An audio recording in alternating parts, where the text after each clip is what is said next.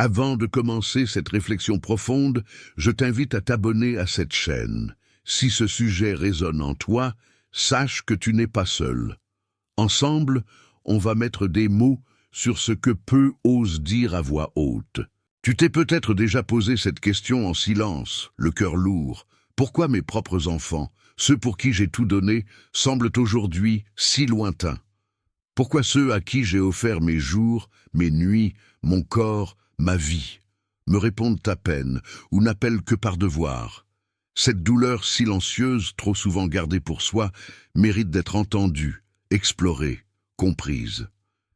Dans ce chapitre, nous allons entamer un voyage aussi inconfortable que libérateur. Car il ne s'agit pas ici de juger, mais de regarder avec sincérité un mécanisme affectif qui, sous couvert de dévotion, finit parfois par nous faire disparaître. Il ne s'agit pas de fautes, mais d'héritages invisibles que nous portons sans le savoir. La société nous a vendu un modèle de maternité où l'amour signifie abnégation totale, une mère idéale, toujours présente, toujours douce, toujours disponible. Une femme sans besoin, sans colère, sans limite. Une figure sacrée qu'on nous demande d'incarner sans jamais faillir. Et tu l'as fait, tu t'es donné encore et encore.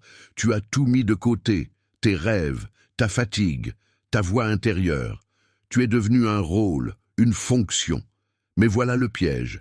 À force d'être seulement maman, on oublie d'être femme. Et quand on cesse d'exister à ses propres yeux, il devient difficile d'être vu par les autres autrement que comme un outil.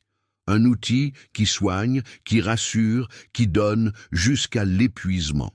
Et dans cette disparition progressive, quelque chose de précieux se perd. Ta singularité, ton humanité, ton droit d'être aimé pour ce que tu es et non seulement pour ce que tu offres.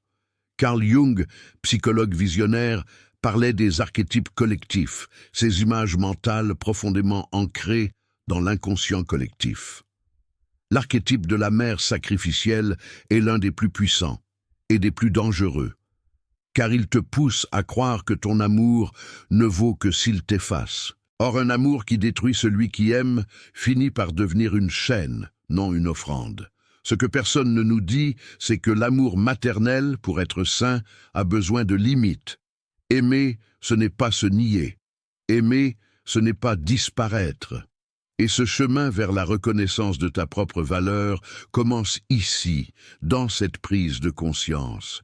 Quand l'amour devient un oubli de soi, il ne s'agit plus de chaleur, mais de surprotection. Et c'est ici que le paradoxe commence à se dessiner. Car ce que tu croyais être ton plus beau don, ta présence inconditionnelle, ton attention constante, ta prévoyance, peut parfois devenir un frein à la croissance de l'autre. C'est dur à entendre, mais c'est essentiel à comprendre. Imagine un arbre planté dans un jardin, un bel arbre que tu veux voir grandir fort et droit. Alors, tu lui donnes de l'eau, beaucoup d'eau. Tu veilles à ce qu'il ait du soleil, de la terre riche, tout ce dont il pourrait avoir besoin. Mais à force d'en faire trop, ses racines ne cherchent plus à s'enfoncer profondément. Elles n'ont plus besoin de se battre, de creuser, de se renforcer. Et quand vient le vent, cet arbre n'a plus la solidité pour tenir debout. Il tombe. Non pas par colère, non pas par faiblesse, mais parce qu'il n'a jamais eu l'opportunité de se construire seul. C'est exactement ce que Jung appelait le complexe maternel. Un schéma qui ne naît pas de mauvaises intentions, mais d'un amour instinctif, presque animal, de protéger. Le problème, c'est que ce besoin de protection, quand il n'est pas équilibré par des limites, peut se transformer en prison, pour toi comme pour ton enfant. Peut-être as-tu pensé qu'en évitant les douleurs, les échecs, les frustrations, tu lui offrais une vie plus douce. Et peut-être que tu as réussi, mais en le protégeant de tout, tu l'as aussi empêché de découvrir sa propre force. Car c'est dans l'effort, dans le manque, dans la difficulté que naît la résilience. Et puis un jour, il grandit. Il entre dans un monde qui lui demande autonomie, capacité de choix, endurance. Et il ne comprend pas. Il se sent perdu. Et, souvent sans même le vouloir, il retourne sa confusion contre toi. Tu es celle qui aurait dû le préparer, pense-t-il. et tu ressens ce regard dur, cette distance qui s'installe. Pourtant, tu as juste voulu le meilleur. Ce paradoxe fait mal. Plus tu as protégé, plus tu as empêché. Plus tu as anticipé, moins il a appris. Tu l'as aimé à en perdre ton souffle. Et il t'en veut de ne pas savoir respirer seul. Mais cette douleur peut être un point de départ. Car c'est en reconnaissant ces mécanismes inconscients que tu peux enfin commencer à t'en libérer. Ce n'est pas une condamnation, c'est une clé. Et elle ouvre la porte d'un autre regard. Sur toi, sur lui, sur ce lien que vous pouvez encore transformer. Quand on aime profondément, il est facile de vouloir le meilleur pour l'autre. On projette des espoirs, des souhaits, parfois même nos blessures non guéries. Et souvent, sans en avoir conscience, on commence à vivre à travers nos enfants. Ce n'est pas un choix réfléchi, c'est subtil, presque silencieux. Mais c'est là. Tu voulais qu'il soit heureux, plus heureux que toi. Tu voulais qu'il réussisse là où on ne t'a jamais donné ta chance. Tu as rêvé pour lui d'une vie plus douce, plus juste. Et cela partait de ton amour le plus sincère. Pourtant, cet amour peut devenir un fardeau quand il se transforme en attente. L'enfant, lui, sent tout. Même quand on ne dit rien, il perçoit cette pression diffuse. Il comprend dès petit qu'il ne vit pas que pour lui, qu'il doit aussi combler tes rêves, cicatriser tes blessures, racheter ton passé. Il commence à porter ce qui ne lui appartient pas, et ce poids-là, invisible mais lourd, façonne son identité. Il essaie d'être parfait, de ne pas te décevoir, d'être assez bon pour mériter tout ce que tu as sacrifié. Mais au fond de lui, une culpabilité sourde s'installe, celle de ne jamais être assez, assez fort, assez aimant, assez reconnaissant. Et face à ce vide impossible à combler, il finit souvent par fuir, pas par égoïsme, pas par indifférence, mais par instinct de survie. Fuir devient son seul moyen de respirer, de s'affranchir, de trouver qui il est, sans devoir porter ce que tu n'as jamais pu réaliser. C'est douloureux à entendre, parce que tu n'as jamais voulu lui faire du mal. Tu as tout fait par amour, mais l'amour, même sincère, peut étouffer quand il devient injonction silencieuse. Carl Jung parlait du processus d'individuation, ce chemin intérieur par lequel chaque être humain se libère des attentes des autres pour devenir pleinement soi-même. C'est un passage obligé, souvent inconfortable, mais nécessaire. Et pour y accéder, l'enfant a parfois besoin de prendre de la distance, de casser le moule, de dire non, de disparaître un temps, non pas pour t'abandonner, mais pour se trouver. Et toi, de ton côté, tu ressens cette distance comme une trahison, comme de l'ingratitude, alors qu'en réalité, c'est une tentative désespérée de devenir lui-même. Il ne te rejette pas, il essaie seulement d'exister. C'est ici que commence une nouvelle forme de compréhension, une lucidité douloureuse, mais précieuse. Car plus tu verras clair dans ces dynamiques inconscientes, plus tu pourras retrouver ton espace et lui permettre de retrouver le sien, sans chaîne, sans devoir non dit, juste avec ce qu'il reste quand on enlève le poids, l'amour pur, sans attente. Tu l'as fait sans y penser. Petit à petit, sans bruit, tu as repoussé tes envies, tu as tué tes besoins, tu as mis ta voix en sourdine. Ce n'était pas un sacrifice dramatique ou spectaculaire. C'était discret, quotidien, presque naturel.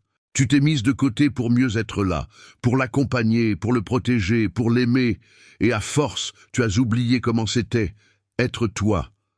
Ce silence, ton enfant l'a observé. Il a grandi avec l'image d'une mère toujours disponible, jamais fatiguée, qui ne dit jamais non, qui n'a pas de limite. Pas parce qu'il est égoïste, mais parce que tu lui as montré que tes besoins n'avaient pas d'importance. Tu lui as transmis, sans le vouloir, que se taire était normal, que s'effacer faisait partie du rôle. Avec les années, ce message s'est ancré « Maman est là pour moi », mais elle n'est pas vraiment une personne. Et aujourd'hui, alors qu'il est adulte, il continue à te voir à travers ce filtre, non pas comme une femme, mais comme une fonction, comme une présence rassurante, utile, mais pas vivante. C'est brutal, oui. mais c'est le reflet d'un conditionnement que tu as toi-même intégré, celui de la mère parfaite, silencieuse, infatigable. Carl Jung parlait de l'ombre, cette part de nous que l'on préfère cacher, celle qu'on refoule par peur de ne pas être aimé. Peut-être que ton ombre à toi, c'est cette peur viscérale d'être rejeté. Alors tu t'es rendue irréprochable. Tu as été forte, douce, généreuse, toujours présente. Mais la perfection n'est pas une passerelle. C'est un mur trop lisse pour que ton enfant puisse y accrocher son cœur. Les enfants n'ont pas besoin de mères parfaites. Ils ont besoin de mères vraies, des femmes qui rient, qui pleurent, qui disent « stop », des femmes qui ont leur propre passion, leur fatigue, leur colère, leur désir. Car ce n'est qu'ainsi qu'ils peuvent, eux aussi, apprendre à être humains. Apprendre que l'amour ne se mesure pas à l'abnégation, mais à la vérité, que l'imperfection est un terrain fertile où pousse la confiance. En disparaissant derrière le rôle, tu pensais offrir le meilleur. Mais tu as, sans le vouloir, envoyé un message silencieux. Je n'existe pas. Et ce message, ton enfant l'a retenu. C'est pourquoi il te traite comme quelqu'un d'effacé, non pas par cruauté, mais par habitude. Aujourd'hui, il est peut-être temps de reprendre ta place, non pas en exigeant quoi que ce soit, mais en redevenant visible pour toi-même, en osant dire « j'existe, j'ai des besoins, j'ai une voix », non pas pour qu'il te voie, mais pour que toi, enfin, tu te reconnaisses. Reprendre ta place ne veut pas dire effacer ce qui s'est passé. Cela ne veut pas dire que la douleur disparaît.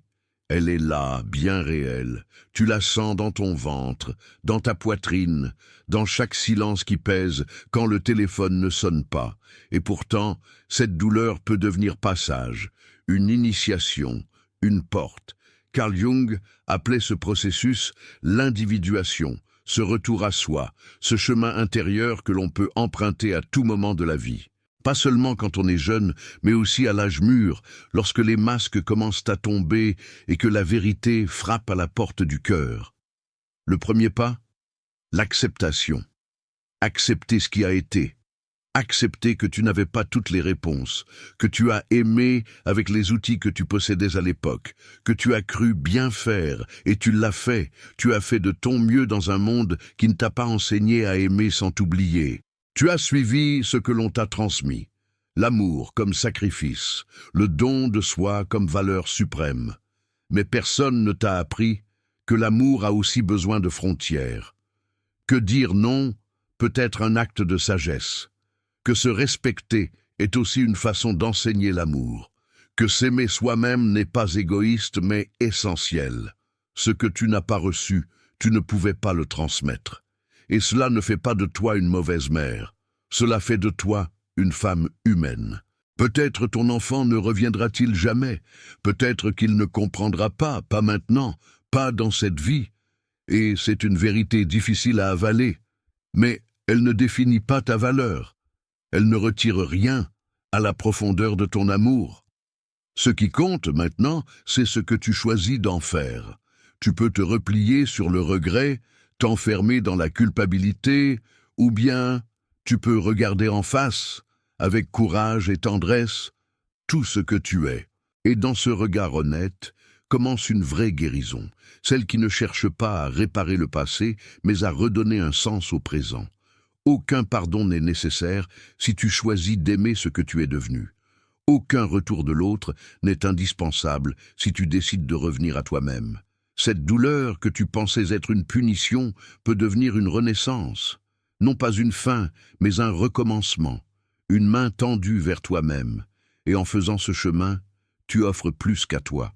Tu brises un cycle, un schéma, une histoire transmise de mère en fille, de génération en génération.